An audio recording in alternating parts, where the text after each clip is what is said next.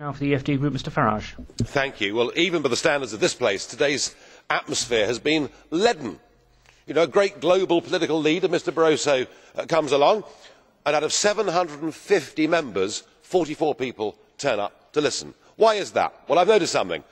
I've been here 15 years, but in the last 5 years, something really big has changed.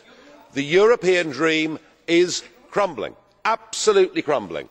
There are a few maniacs in the front row here and in your Commission who, of course, still want a United States of Europe, but actually out there in the Member States they don't, and most of the MEPs here, yeah, they want a job, yes, they want to get re-elected, but the enthusiasm for this project is dying. Why? Well, you've made two big mistakes. The first mistake was, of course, to extend the Eurozone. It would have been OK had it been just Germany and a few northern European countries, but to bring the Mediterranean in to the Eurozone has been a disaster. And the second mistake was to allow the free movement of peoples to southern and to eastern Europe. You know, we in the United Kingdom, who have been the most open country with regard to immigration of any European country through a history that has lasted hundreds of years, now have 4,000 migrants a week that come to Britain from the European Union and stay for a year or more.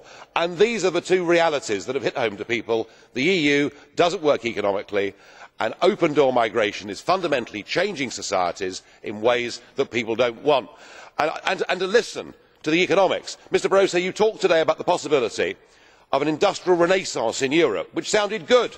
Lighter touch regulation, all very encouraging, and then you say, but we must pursue our climate change carbon targets. The Americans have gone for shale gas and reduced energy prices. The Chinese are digging up coal in quantities we can't fathom and building just their 2 coal-fired power stations every week. This policy of economic unilateralism on climate change, that's what's destroying jobs in Europe, and the electors are going to have a chance in 72 days' time to give their verdict. I suspect the next European Parliament will be very much more exciting than this one's been this morning.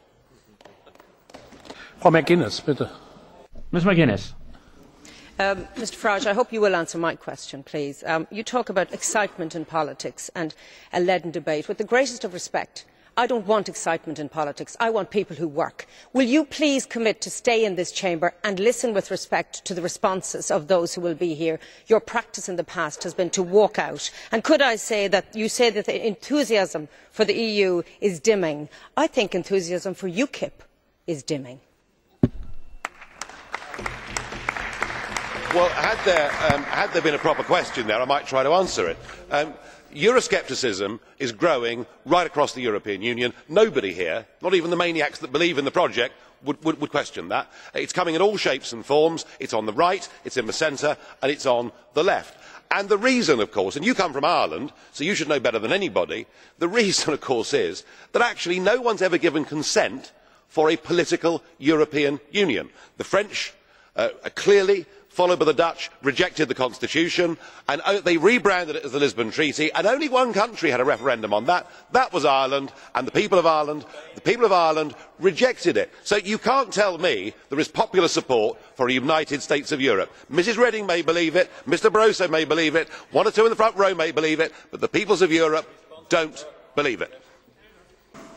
Das Wort hat jetzt the next speaker